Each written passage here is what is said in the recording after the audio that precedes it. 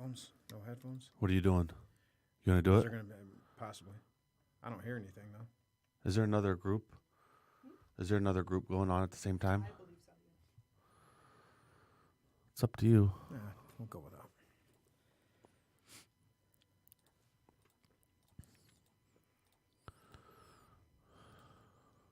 We are going live at 5, 4, 3, 2, 1. Welcome to the Human Condition. I'm Vince Orlando. I'm Sean Davis. How you doing, Sean? I'm doing pretty good. How you doing today? I'm fantastic. Been self-caring all over myself. Yeah, I bet. Yeah.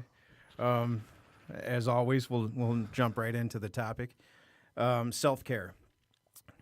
Seems pretty self-explanatory, right? Taking care of yourself. But it's not. It's not. The words are often misconstrued, especially in a codependent world. Primarily, we're raised egocentrically, right, as children. We need people to take care of us. There goes the ums. The world centers on us. And then we turn into adults. We mature, at least theoretically.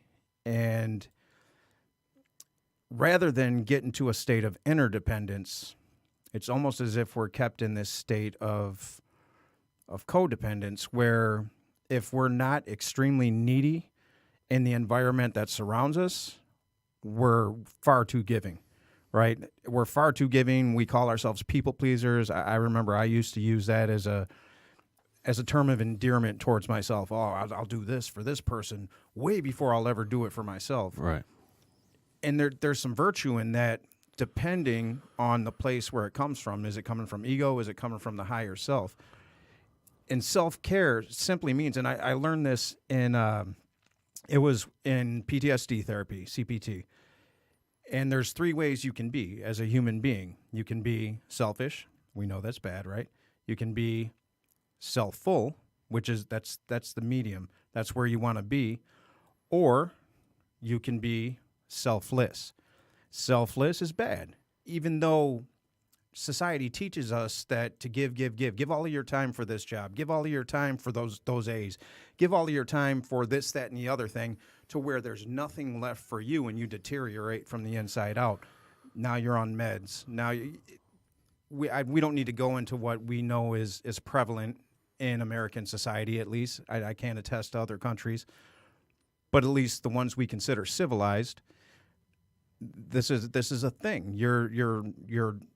You're molded to either be selfless or selfish, one or the other, without that middle ground. We need to look at just how a lot of people are. We're working 40, 50 hours a week. If you have children, you also might be caring for a parent Absolutely. or a family member, and all of a sudden, there's not a lot of time in the day. No, you got Not a lot of time everyone's in the got week. same. We all got the same, right? 24 hours, 7 Right. days a week. And so sometimes I can get into this rhythm of being selfless and being given, and to the point where I'm almost neglecting myself. I'm neglecting myself spiritually. I'm not being spiritually fed, or I'm not experiencing joy. You know, I have had countless times where I've gotten into this rhythm where I'm doing the recovery thing, I'm sponsoring a ton of guys, I'm working 40, 50 hours a week, and I let myself go. I get swept up in my purpose where I'm not experiencing any joy. And I don't notice.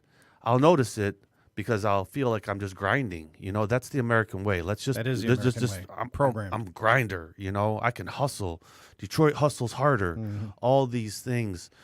But I'll tell you, if you go long periods of time without taking care of yourself, resentment starts to infiltrate my spiritual makeup. How could it not? It has to. And we are conditioned that way. And you really have to ask yourself, I was having a conversation with somebody the other day, today actually, on motivation. So when I'm any action that I take to where my my conscience steps in and says, makes me question the action, which I'm always doing, right? Because that's part of recovering spiritually is you're constantly analyzing. I am anyway. I believe you do the same, where you're like, okay, well, why did I think that way? Why, when that person, we always use the example of cutting me off. Why did I say fuck off to that? And you catch yourself, and you have to ask yourself those questions. But if you really have to look, is it coming from the ego, or is it coming from the realm of the higher self? So selflessness, now, and this is an extreme example, but there's the people that say, oh, I'd take a bullet for that person. Would I take a bullet for my kids? Sure. I'd rather live for them. You know what I mean? Right.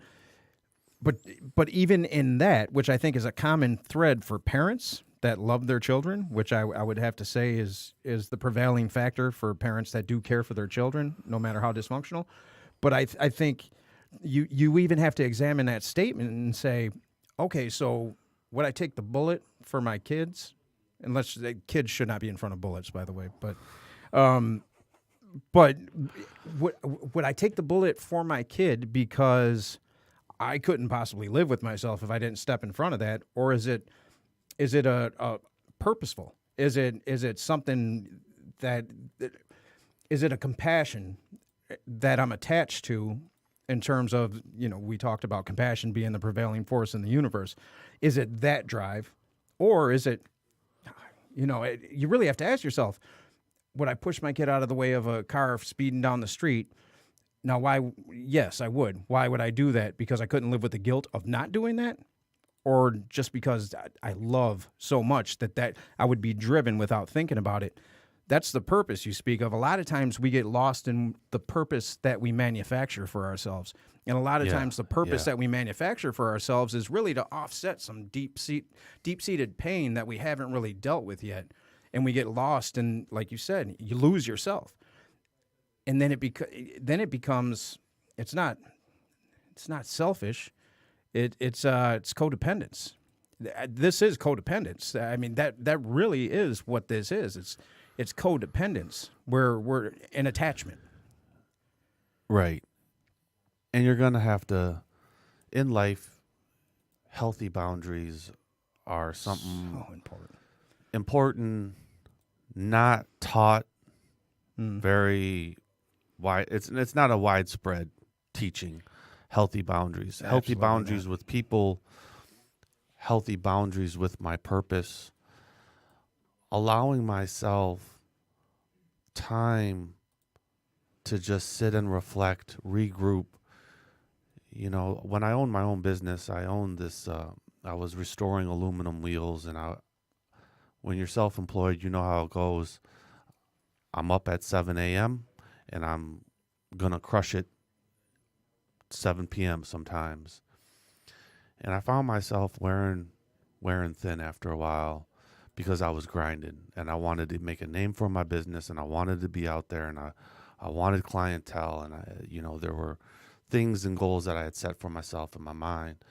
But I started to do things for myself, like I would take myself to a baseball game.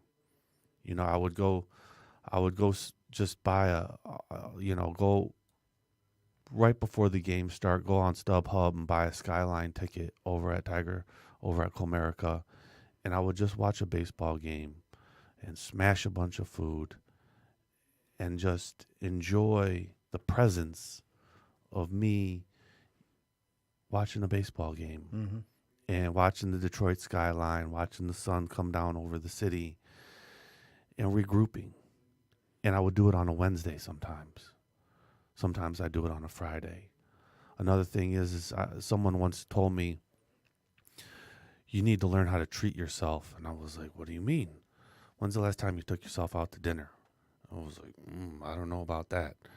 They're like, go take yourself out to dinner. Because we are quick to take someone else out to dinner, Right, aren't we? Right. And I was like, all right. And the first thing they said is, where are you thinking about taking yourself? And I was like, my first reaction is like some podunk Coney Island, and I'm gonna smash some conies, and they're like, no, treat yourself, good. And so I would always develop this habit of taking myself to Red Coat, Yeah, that's and I would smashing one of those right, Piemontes. yeah, and I would watch, whatever sporting event was on the television, and I was able to feel something inside. If you're so wrapped up, and it's hard in today's society because there's just massive amounts of bills. There's a bill for everything today. There is a bill for everything. Well, there's a massive amount of shaming too. Right. If you don't live by this societal guidelines right. that grind it out, your credit score needs to be this, your bills need to be paid like this, you need this picket fence, you need this, you need this, you need this. We attach ourselves to that, and then we lose ourselves. And when we achieve them, we're still lost. My insides, it's about matching insides and outsides. Right. But the thing is, I don't match my insides with the material. I never gave a shit about the material. It just doesn't matter. I don't need to have a 4-bedroom house in Royal Oak and the newest car in the driveway and then be financially burdened and then have my self-care go down the tubes because I'm trying You're to meet attached to these bills. Because I'm meeting all these obligations financially, working 2-3 jobs. I know some people working 2-3 jobs just to make sure they're surviving. So they can survive. Right. Yeah. And these people need to understand what it means to set healthy boundaries, to take yourself out. That in the grind of all the things, the 2, the 3, the 4 jobs you're working, you still have to make the time for yourself. You still have to make time for your spiritual well-being. Because if you just let it all go, you're going to run yourself down. And then those around you, aren't getting the love and compassion that you have to offer them.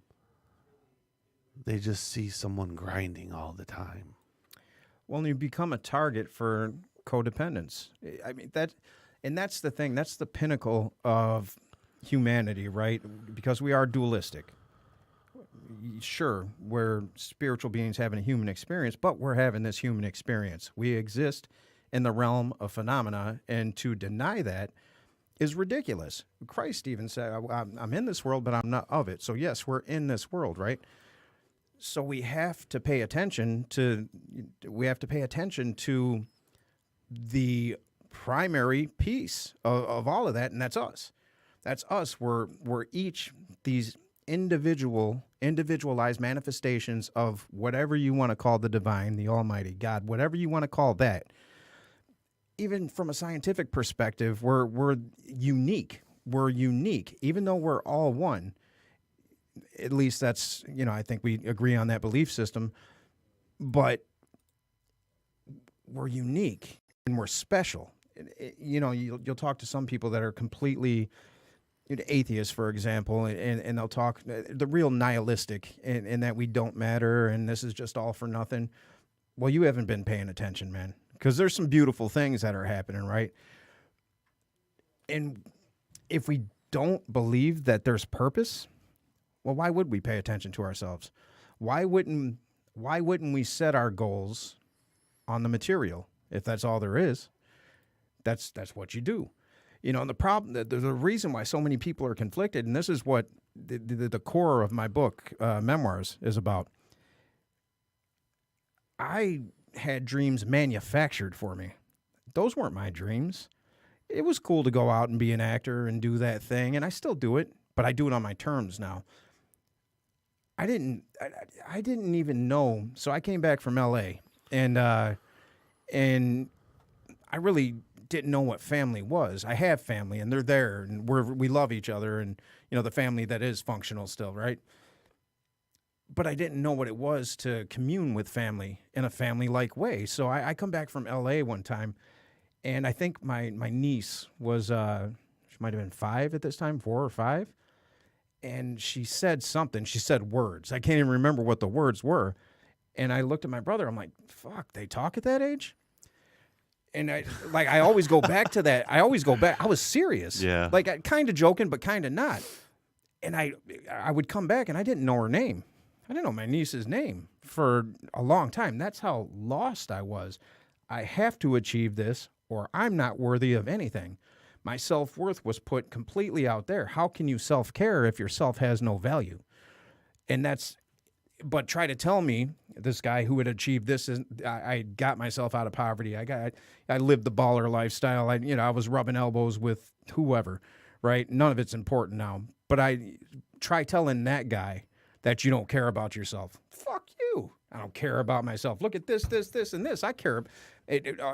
Try telling me I got a low self-esteem. Fuck you. My low self-esteem. Kiss my ass. I got this, and this. I didn't even realize how empty I was. You Had didn't no know. idea. You didn't know. No, I was blinders. But I think that's common when we're younger. Well, I wish it was only younger. You know what I mean? It's common in older people too. You do grow. You're correct. But it was, I don't know, maybe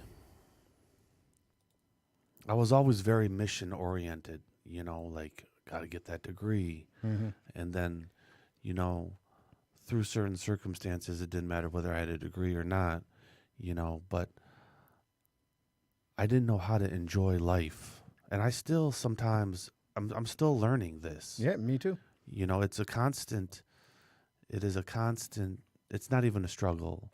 I'm constantly seeking ways to enjoy life and understand that time can't be replaced. So if I'm going to grind 3 or 4 jobs, what's the value of that? Right. What's the value? What's the value? So you taking yourself out to a baseball game, there's value there. There is value. You've gone someplace and you're spending that time with yourself. And even if you spend it with somebody you love or whatever, you've made that move. It's completely different from binge watching Netflix to where it becomes an addictive, compulsive type thing, because we can easily trick ourselves into saying, well, I deserve this. Maybe you do, but what are you neglecting now? Going to a game for 3 hours, that's taking yourself out. We have to be real conscious of, so when we get into self-care, the line is so fine from selfish to selfless. You know what I mean? It's all about balance. And I think that's why I still neglect self-care. I still do it. Not as much, not nearly as much. But for me to act on self-care, I really have to check myself, sometimes to the point of, because I feel like an asshole if I don't give everything I have to whoever's requesting it at whatever given time. There's this hint of guilt that comes up in me. I know it's not real. I've worked through that, right? But it's still there. No, you have to give your time. It's been requested. You have to give your time. Turn off the phone. I mean, that's the Turn thing. off Step the away. phone is a perfect example. And it'll of rattle me still. Self-care.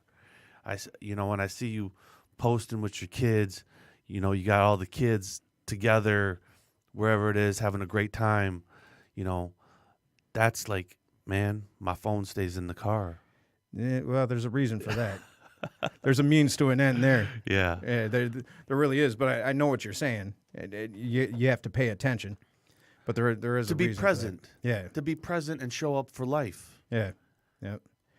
I see so many people out in society, and this is wherever I go, people just walk with that phone in front of their face everywhere. Everywhere. Gas station, grocery store. Like, it's just like zombies. Well, just with the phone. There's where you have to evaluate. What are you doing this for? So I come from, the neighborhood's pretty rough, and the place that I came from prior to that, even rougher. The things that I've done, the places I've seen, I don't fit that mold, right? Like I've broken through that. I'm an outlier in that regard. So, and I have a tendency toward addiction with this thing. It is So I have to discipline myself to not get caught up in that. And I always have to check myself. Well, what are you posting for? Because it matters, right? There's a book coming out. There's this that we're doing. There's things that matter. Yeah. But there's also people from the neighborhood who don't know they can experience life in the way that I have. And I have a lot left to go. I'm nowhere near. And that's the journey, right? You continuously, when you get into a mode of self-care, you're continuously building yourself and building yourself. So part of, and I'm not defending myself, I'm just saying this is where we evaluate what the hell are we doing it for? Is it for attention? That's bad. Are you doing it for attention? So when we do this event called Gobble Gobble Give, where we feed the homeless, we need thousands of people down there to be able to accomplish the goal that we got to post it. Right. But then there's some people that I know, even associated with that thing. That's for attention, man. That's for attention. You're wanting people to pat you on your back and sympathize with. So there's a difference. There's a big difference. Because I think this is an extremely powerful tool. And the fact that we can do this and speak to as many people as we can on a biweekly basis about things that matter to us, that's a miracle. It's an absolute miracle. This, to me, this thing that we're doing here, this is self-care. It's great that people tune in and they have ideas and maybe they get inspired. Maybe they can't stand what we say. But at the end of the day, sitting across from you for an hour and just really blocking everything out, phone included, it's extremely important to me. That self-care. So I have to exercise. It would be easy for either me or you to push this off, right? Say, well, I got this other thing going on. Push it to the back burner because we don't make money off this. We're just doing it because we love doing it. So we could easily minimize this, which I would have done 5 years ago. I would have, number one, we couldn't have started because I would have been like, okay, we got to go raise $500,000 so we can get this camera here, this camera there. Never in a million years would my ego have allowed for something this raw to happen. So this would, for us to do it, and it's just divine order that, we came into contact in the way that we did, and we made that move and said, to hell with it, we're doing it. You believe in shifting consciousness. Shifting consciousness whenever the opportunity presents itself. Right. Whenever, and it's always presenting itself now. I told you the story about when I dropped the box on the lady's head. The grocery store, she was pissed, man. She wanted to kill me. But I had, so now I'll tell the story because it's funny, but it was also a moment that could have been made insignificant, that I could have walked away from, that I could have ducked. So I'm shopping, and I go to reach up for some fig bars. And it's funny now, 'cause nobody got hurt, but go to reach up for some fig bars. This lady's bending down in her cart. Her daughter's right there. And I accidentally drop a box on her head, kind of on her head, but it knocked her glasses off while she was bending down. And I'm extremely apologetic. I'm like, oh, I'm so sorry. She's, what the fuck, man? She starts going off. I'm like, so my poor little ego goes into, she's mean to me. That's what's going on in my head. I don't owe her an apology anymore. So I got cocky. Like, hold on. What do you want me to buy you some glasses? Went into asshole mode. And she just kept firing off. I was like, you have a nice day. You know what I mean? And I segued out of the situation. And that would have been the end of it. Maybe a year ago, maybe 2 years ago. Maybe it could be the end of it tomorrow if I don't catch myself. But as I'm walking away, I get this feeling to where I don't even want to. Now she owns this section of the store where I'm grocery shopping. I don't even want to go in there. And I'm like, what the fuck is that?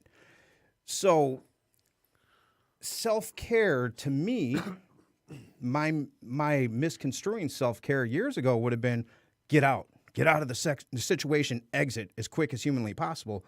But rather than do that, I evaluated myself. Why am I trying to exit this situation? She had the right to be angry. Did she overreact? Sure. But, you have the right to be angry. Why should I let that minimize me as a human being? All this work I've done, and I'm going to segue out of the situation and not be a man about the shit? So I went back to her, tail between my legs. Your ego doesn't like that. When the tail goes between the legs and you have to apologize knowing that they're going to fire off on you again, and you're going to have to deal with that. But when this was truly self-care because you're minimizing the ego in that situation. I apologized, and it turned out okay. Gave her my number, said, look, you look up the glasses. I'll buy you new glasses. really sorry. Her daughter was standing right there. I didn't want to leave the situation like that Right. either. So every opportunity that I get now, I will use it for growth. That's a little nothing situation, right? That would have been a little, to me, to the world at large, to even that woman. Or maybe it changed something in her. I don't know. But it could have been minimized. Could have been minimized as a nothing thing that you just walk away from, and now I don't have to feel that. It's funny that you say that. This week, I had there was like a road rage incident. And, I left, I worked, I do this group in the morning, and I just I had to cut across from like Westland over to Livonia, and I'm going down Farmington, and I just want to get to this hamburger joint. I had been daydreaming about the hamburgers all morning long. I'm starving, completely starving. And I made a mistake. There was a truck like right in front of me going super slow, traffic, all this. And I didn't see this guy come up on me, and I go over to the right lane. I didn't see him. It was pretty close. It was a close call. I'll admit it was a close call. So he kind of swerves, and he rolls, like he speeds up and just starts leaning into me, starts screaming, honking his horn, all this stuff. How quickly we slip in those situations. So we get up to the light, and like I'm hot, and the first thing out of my mouth, like he rolls down the window, and I roll down the window, and I'm like, "Look, man, I made a fucking mistake." And he just was like, "You hit me." I was like, "For real?" He's like, "You hit me." I was like, "Pull over," and I point the finger over towards the parking lot, and I get out, and I'm like, "Look, man, I apologize." I was like, I know I cut over. I was like, I'm just trying to get to the hamburger joint, Bates, is real popular and everything. I know Bates. I was like, I don't know, man. You was honking and everything and screaming. I was like, I didn't know if you had a gun or what. He's like, no, man, And we look at my car, and I look at his car, and I was like, if I hit you, man, I was like, God must have fixed this real quick, because I don't see a scratch on my car. And he starts laughing, and he's like, man, my car is kind of noisy. I thought maybe you hit me. And I'm like, yeah. I'm like, man, I just, I apologize, man. I just, I know I cut over when I shouldn't have. I wasn't looking. I couldn't see it. He was in the blind spot. And it all turned out good. He's like, man, go enjoy them hamburgers, man. And I was like, this is really a true testament that cooler heads can prevail. I was like, you really made my day just by this whole interaction. This completely completed my day. And I'm like, it's only noon. And I looked at myself, and I remember sitting there eating them burgers, like that I was willing to admit that I had made a mistake right off the rip. It wasn't like, fuck you, who the fuck are you, what's your fucking problem? Because that's what it would have been. It would have been, but I've learned now, like, I knew I was in the wrong. I knew I was in the wrong when he was honking his horn and everything. I was like, man, I didn't see him. And for me to roll down the window, and I knew he was going to be yelling and screaming and shouting. And I did yell. I was like, man, I made a fucking mistake. Aggressively. That was the same I reacted. But it all worked out, And the awareness of these things and the practice of admitting when I'm wrong is another level of self-care. I have to practice these things. Largest levels of self-care. I can admit today when I'm wrong. I can say, you know what? I made a mistake. There was a time when I couldn't admit, my ego could never admit that I made a mistake. And it's okay. You guys out there, you always know the bullshitter, the man that knows everything about everything, even though sometimes he doesn't know jack shit about anything. Today, I can have a conversation and be like, man, I don't know nothing about that stuff. And there was a time where I would fake it, where I would pretend that I knew. But now, when people start talking to me about stuff I have no clue on, it's like, man, that's some interesting stuff. I don't know. And my ego can say these things today like, I don't know. I don't know nothing about that. I can have relationships and friendships today, and people addressing maybe some character defects and say, man, I've never seen that in myself before. I'm glad we're talking about this, because me acknowledging the truth of myself, and, I ain't never going to be perfect. And I don't strive for perfection anymore. Because it doesn't exist. Right. And if I'm coming at a place of love and compassion, it's all good. It's all good all the time. I had to learn this, and I had to live it. I had to live my way into change. I couldn't just sit around thinking my way into change. Well, and that's a key thing too. It's a very key thing. It's not a concept. It's an obstacle. And the obstacle is you only know what you know. You only know what you know. So sometimes I wonder, and I guess I don't wonder, because there were ways that I acted in the past where I thought that maybe I was doing the right thing, right? Everything pointed to I was doing the right thing.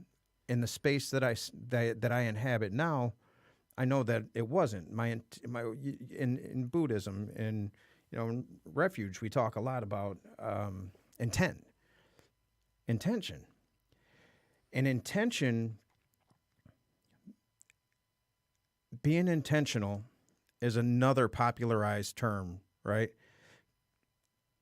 It's almost outcome oriented in the way that it's put out now in new age thought, or not new thought, but new age, to where, so the other day, my son comes out of the bathroom, he's about to jump in the shower, and he says, there's a centipede in there. Okay, so there's a centipede. All right, so I stopped killing things. I won't kill things unless I feel threatened. Right. If there's something crawling in my bed, you're dead. You're gone, spider. But not out of. I won't be malicious. I used to just stomp things out. Yeah. Not care. We're taught that, right? Centipedes are ugly as hell. A little bit scary in the way that they look, but they're harmless. So I go in there and I teach them not to kill things too. So he's not going to kill it, but he's not going to pick it up. I go in there with a cup to scoop this thing up, and it doesn't move. Doesn't move at all. There's a lot of legs on this thing. So if it's alive, it's moving, right? As soon as you get near and they see a shadow, they scurry and they're gone. Yeah. So I knew there was a 50-50 chance I'm losing this thing regardless, but it's going to live. So it doesn't move. So I'm shaking around it and I tap it. Doesn't move. I grab the toilet paper, pick it up to throw it out. As soon as I picked it up, the legs start kicking and I had already squished it. Wasn't intentional. I'm not going to get bad karma for that, but I felt guilty. I'm thinking about it now. This is a week ago almost. And I felt horrible about the fact that I knew that guilt was arising from someplace deep inside it. I knew it wasn't intentional. Sometimes in our best intentions, our perceived best intentions, I tell the story about getting frustrated with my daughter giving up on her homework. I get way too frustrated. And I can hide behind the guise of, I want what's best for her. That's what our parents did. I don't think they were hiding intentionally, but me, I know better now. So she's 8. She's got to learn. I'm supposed to be teaching her these things. Why? I'm attached to the idea that she should just know these things. Why would you give up? Well, she's 8. She's 8. What do humans do? We look for the least path of resistance. Right. We're not running towards conflict. We're not running towards obstacles. We're just not conditioned that way. So I had to evaluate my dealings with her because I was really feeling bad about the way that I would have to walk out of the room just overly frustrated. And then I realized that really wasn't good intentioned, even though that's how I justified it. She's a mirror into me and my own procrastination. And I was extremely intelligent as a kid. I didn't have to work hard for good grades. I was able to just skim through. I was able to manipulate teachers. I mean, the way that I graduated high school it'll be in the book, but and I don't want that for her. So really what was going on there is my fear that she's going to turn out like that. And my frustration got elevated to the point of it being unhealthy. She shouldn't have to see that. She's an 8-year-old kid. Yes, I need to let her know that we don't give up, right? So this is, and I know we want to keep life simple, right? We don't want to really delve into our actions and be that analytical. But I'm not interested in soulless pursuits anymore. So for me, when I start looking at, I look at everything, and I'm not going to sit there and stew on it. If I don't have the answer, I don't have the answer. But I'm going to take notice, and I think that's a level of self-care that, if people evaluated themselves in very honest ways at that level, I don't even know that we'd be on this planet, right? What would be the point? But being intentional in your self-care, we really got to be careful in that it doesn't come from an egoic place, that it's not a preconditioned, manufactured way of being that we've attached ourselves to. That's a hard one to recognize. But it's important. It's extremely important. And that's the mirror effect, right? So we only exist in the realm of phenomena in relationship to everything else. Everything. From the rocks to the trees to me to you to everybody in this room. We exist in relation. Without that, there's nothing. There's nothing. There's just the spiritual realm. So we have to view everything as a mirror. And I love that. I don't know if this is a new thought thing, but it's spouted a lot. Is things aren't happening to you; they're happening for you. Everything is happening for you. I have to go to a neurologist. I've been having trouble with my motor skills. Don't know what the hell's going on. I notice it when I write. It's a crazy thing. There's a lesson in there for me. I don't know what this means yet, and I'll figure it out. But the first thing I said when I went to the doctor the other day and they told me that, I'm like, and I look up and I say, thank you. Because that's where I am now. I believe that's self-care. I'm not going to let that stress me out.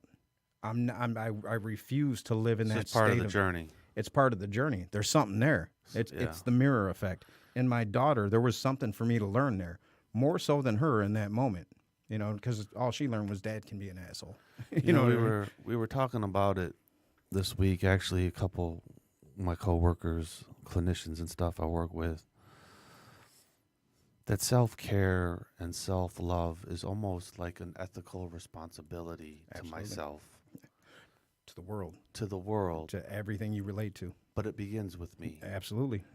It's the only way you can be the light. Right. And I need to reflect on myself and how I treat myself, because it's going to be a reflection of how I treat others. You can't treat yourself. You really can't treat others any better than you treat yourself. And that's the truth. You can treat others materially better. Egoically, you can make that codependent effort to put everything there. That's not genuine. That ain't real love. That's not unconditional. That's from a place of insecurity, from a place of fear. You can only love others as much as you love yourself. We're not in a society that teaches us that. I mean, you said it perfectly. It's hard sometimes because, when you talk about, I saw this Facebook post like a month ago, maybe. Girl posted it. She was like, stop telling people that, you can't love others unless you love yourself, or something to that effect. Because some of us find it easier to love others than it is to love ourselves. So is that love? But sometimes it's in the loving of others that others show us love, that we learn how to love ourselves. Mm-hmm. There's a lot of quotes and stuff that people say that have been coined over time. I was never really that great at loving myself. I didn't, when I was in active alcoholism, I despised myself. I couldn't stand myself. And, even to this day, like, well, how much do you love yourself? I appreciate myself. And I appreciate my quest on the spiritual journey. And I have a love for life.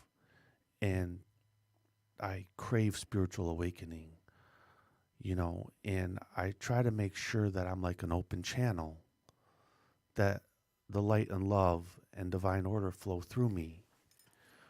But to lock it down and like, how much do I love myself? And I treat myself the way that I want to be treated. But to define loving yourself, I think, is simply on the individual. Loving everything is on the individual. So there was a time in my life where I could say that same thing, that it's way easier to love other people. Why? Because I didn't love myself. I had a problem with me. I didn't consciously have a problem with me, but subconsciously I was taught that I wasn't shit, right? So that 95% of my brain that kicks in when you go into fear-based thinking, you're an autopilot.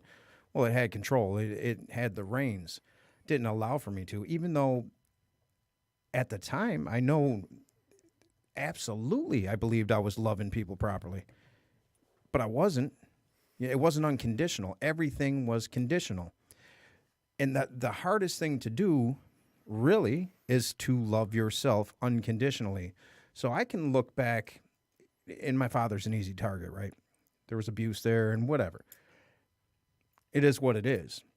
Long before I was ever able to look at myself and forgive me, I was able to look at him and say, well, he was just doing the best he could with what he had. It's the truth. We talked about the blinders. He couldn't see beyond that, and he had it way worse than I did. So I was able to go there, but I think, and part of the reason we lack in self-care is we haven't truly forgiven ourselves for the things that we did in our past before we knew better, right?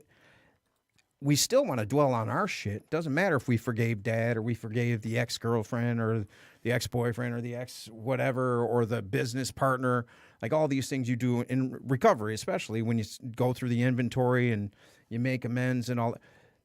But it all has to come back to this center point here. And even going through that process and forgiving and making all these amends and doing these things, I still found it hard for me to come back to me and give myself the same grace.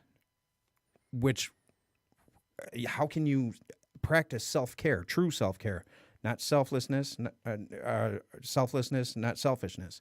How can you practice true self-care, self-fullness? How can you do that if you don't care about yourself deep down enough to do that? You can't. It's impossible.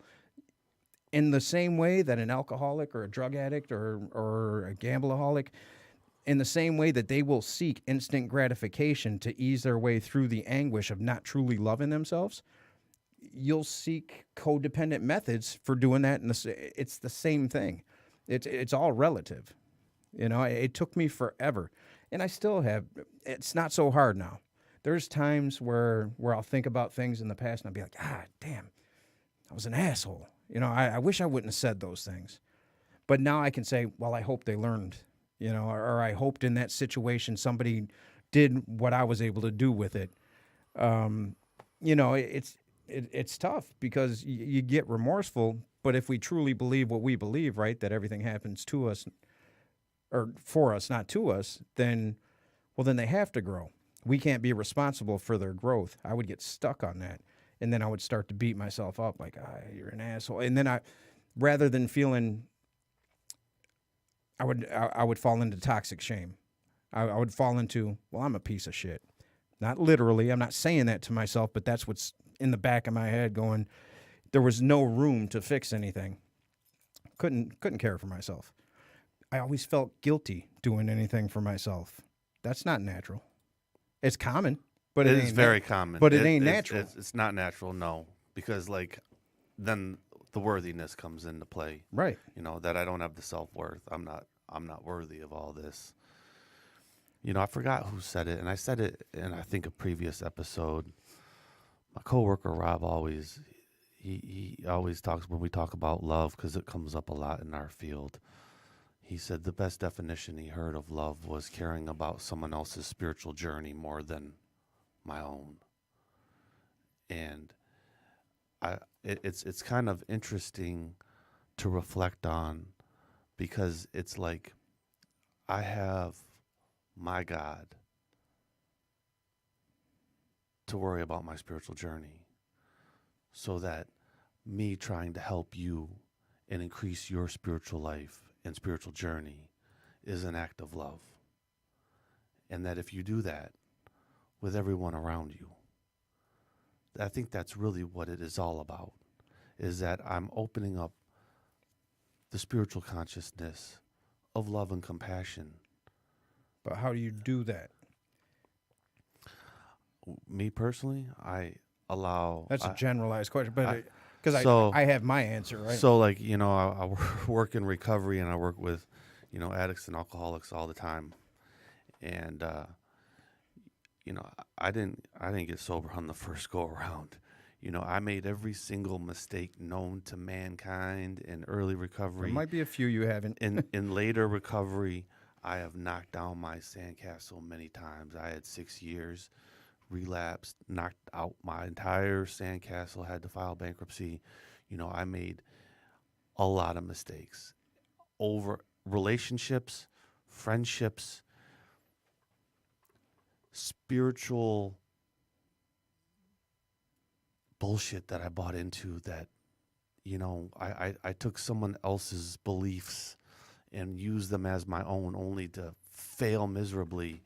And so, you know, 3 times a week, 4 times a week, you know, when we, you know, the group that I work in, I'm able to share my pain and share how the spiritual awakening comes by sometimes just by putting one foot in front of the other and sharing simple spiritual practices that will raise my spiritual consciousness, so that the proof of spirit will be proven.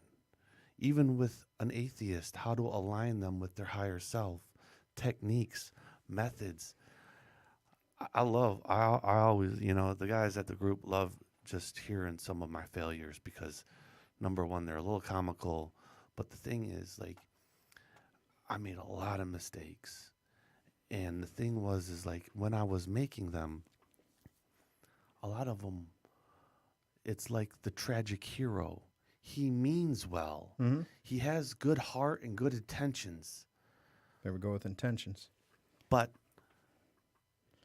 he just doesn't see it, the whole spectrum, and he ends up shooting himself in the foot.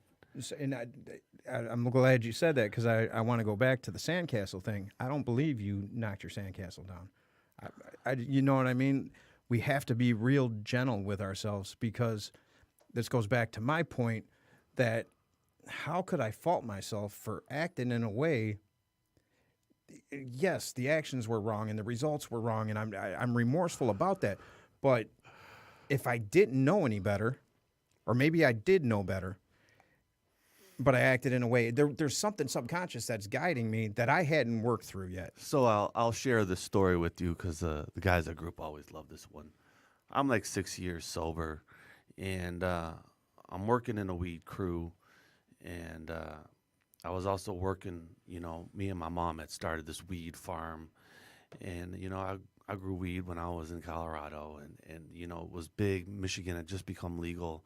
I'm in recovery, looking for, you know, making money and change of pace, and my mom was losing her house, so that's why we started this farm. First crop comes down, and there was probably like maybe 35, 40 pounds that needed to be trimmed.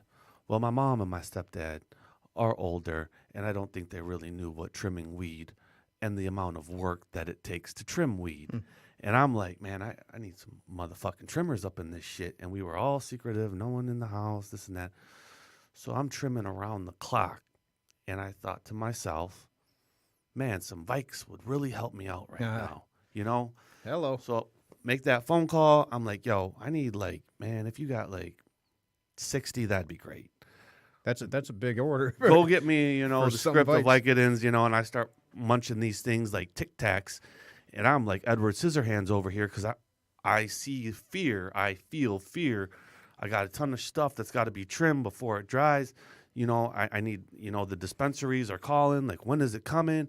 And Self-care out the window. right, everything out the window. I'm popping probably like 10 to 12 Vikes a day for like a week, 10 days, get it all done. And second crop was coming out, so it was the same thing coming. Now, Vicodins are going to hit the same part of the brain as the alcohol does. Yep. Lo and behold, now, tell you the truth, I didn't even qualify this as a relapse at the time. I just thought like I was medicinally using Vicodins to get a job done. You prescribed them to Yeah, I yourself. prescribed it to myself. So I'm co-signing my own bullshit in my mind. I'm completely fucking delusional. And after a while, that voice came in and was like, "Why don't you just go get a motherfucking bottle, bro? Let's Like, do it. Let's like, quit. what fucking around. are you doing? Just go get a bottle." And boom, Off to the races. got a bottle of Jack. You know, and that's how my thinking will get left untreated, left without self-care, self-love, prayer. And, you know, back then, like, and I had deviated so far away from the spiritual practices that I had become accustomed to. I let everything go You let your aside. self-care go. I let everything go Right. aside for money. I needed to make that money. Fear. And it was all money related. And I had big visions of like buying a home and doing different shit. And, you know, if I could just clear, you know, 150 grand, 200 grand in 2 years, I'd be great. And I'd let it all go. And, you know, and I had this vision of bullshit in my mind and grandiosity. And, you know, and the thing is, you know, that relapse lasted 9 months. You know, and what was crazy is like I would still go to AA meetings and I would be reeking. And I remember going to them old timers and they would be asking me, like, what do you need? Yeah. You know, and I'm like, there's nothing you can do for me. I was like, I have to wait for the moment of clarity. I don't have the moment of clarity. And they're like, dude, if there's anything you need, because, you know, I'm a soldier of recovery, you know, and I had soldiered hard. I sponsored tons of dudes. I love sponsoring and I love recovery. And to see all these people in pain, these people that love me, feeling for me, like, dude, like, how can I help? And it's like, dude, there's nothing you can do. Mm-hmm. I just have to wait to this moment of clarity. I know when it'll come. Isn't that interesting, though, that you recognize their pain? Meanwhile, you're suffering. You're suffering in a way that could be fatal. You know, those things can be fatal. Because they knew the same suffering. Right. You know? Right. And I remember, you know, like still going to meetings, and I remember like just putting time here and time there, and I really wasn't getting, I couldn't click it back in. I just couldn't get it to where I wanted. And I remember going to this doctor and I said, I don't know if I'm close or not, but I don't got no money for treatment. I don't have any health care. I was like, I need something so that when my time comes that I'm ready. And he gave me a script of phenobarbital and a script of Neurontin. Was like, when you're ready, this is what you do. And I was like, okay. And those two scripts sat in my cupboard for probably 2 months. And then that moment of clarity came. At least it came. Yeah. At least it came. I don't think that was knocking over a sandcastle. I think that was divine order. Honestly. I think it's divine order now. Don't tell me that back then. You know, No, absolutely not. I'm a fuck up back then. It wasn't even fuck up. It just like, I just didn't see it coming. That one blindsided me real good. Like I could see some relapses coming, but that one just blindsided me like completely. If you come out of those are the best ones. Yeah. Those are Still sucking air, man. Yeah. Those are the best ones. Oftentimes the most traumatic from my experience, you know, when that PTSD, I can feel it now. I'm trained enough now to where I feel that bubbling up. All right, I gotta meditate, or I gotta get my ass to the gym, or I gotta sit down and write. I have to, and it doesn't matter. It doesn't matter if I'm at the office. It doesn't matter if I'm driving and I have an appointment. And I'm not saying I do this all the time, but I know when it's crucial.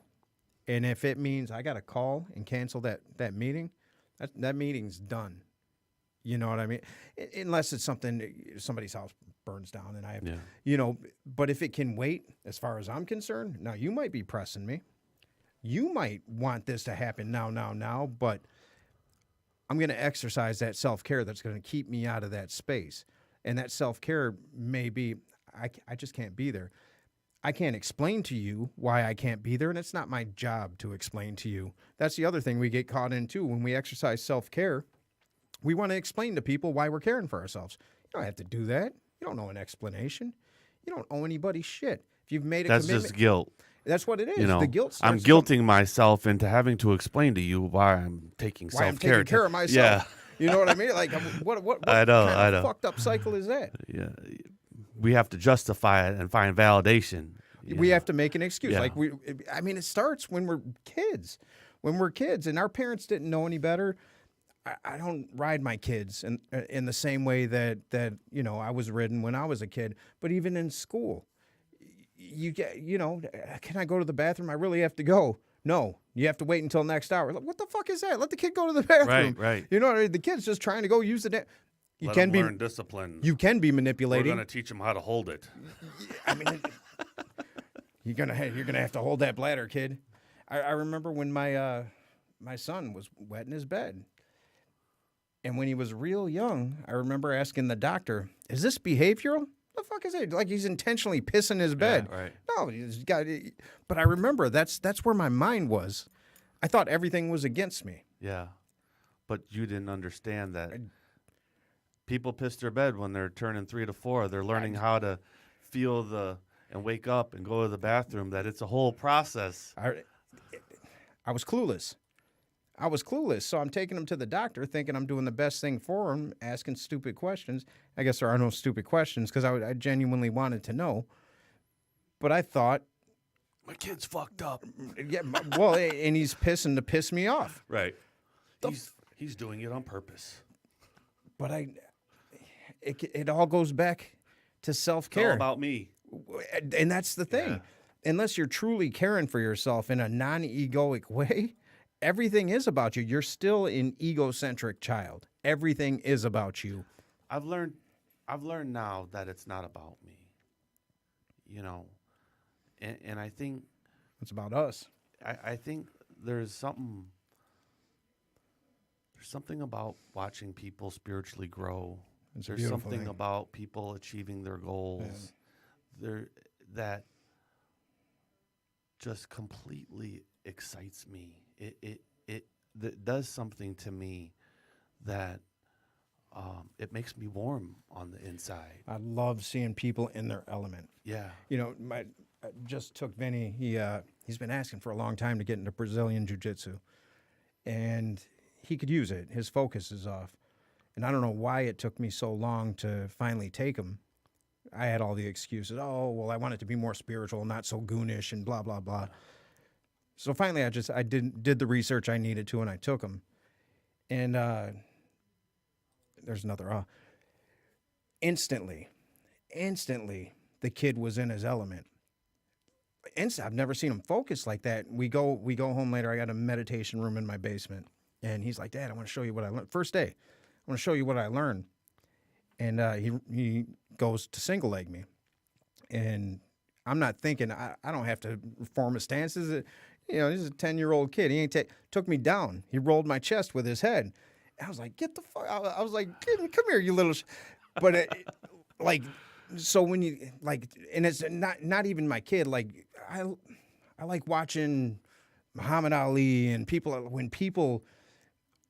anybody. Except when they step outside of the bullshit that we're conditioned to believe is the truth, when you see people do that and they rise against the odds, for me too, like I don't care who it is, and I love it when it's me too.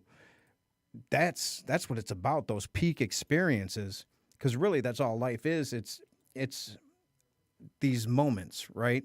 Some we remember, some we don't, but it's a chain of moments. I don't know that there's an end game to this. I really don't. We can self-care ourselves to death, literally, but then there's probably something after that we have no clue what that is. You know what I mean? It's a beautiful, beautiful experience. And I talk about non-attachment, and it gets me into some debates because it can be misconstrued as a negative term, non-attachment. Oh, I'm detaching from this.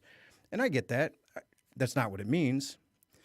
And I was talking to somebody the other day, and I said, well, really, therapist, I said, really, what non-attached, because she didn't understand it from a Buddhist perspective. I said, really, what that is, it's the embracing of impermanence. That's all it is. And that feels, when you embrace something, there's a different feel to that. So all I'm really doing is embracing the impermanent nature of life, of myself, Of change. because that's the only absolute truth in the physical realm, is that things will change consistently. It's never going to stop changing until we fizzle out. And then when we do fizzle out, we're going to change as subatomic particles or souls or whatever it is that we move on to be, or reincarnation, change. So when you start to embrace that as the absolute truth, I think that's very romantic. You know what I Right. mean? Like that's a very romantic idea. Non-attachment, it's Non-attached appreciation. non-attached appreciation. We can bring that back to self-care too. Yeah. We put too much, we attach too much to our subconscious programming, and it leads us astray. Are we getting the finger? Are we just about? Is that our time? Okay, so we're gonna wrap it up. There's an I'm all full of ums today, and I know I'm gonna get some criticism on that. You got anything to say in closing? Yeah. That you make sure that you spend the time with the loved ones and in the presence of love as much as you possibly can. For that is the true self-care, self-love energy. In this chaotic societal world, I need to make sure that I'm surrounded by those that are of like mind and like heart, and all praise to the divine light. And on that note, I'll just say the same. Be the light, and the only way you can be the light is to stop the blockage within you. The only way you can stop the blockage is to truly love yourself. That's where all the energy flows through. Doesn't get stuck. Human condition. We will see you in 2 weeks. Thank you for everybody who tuned in.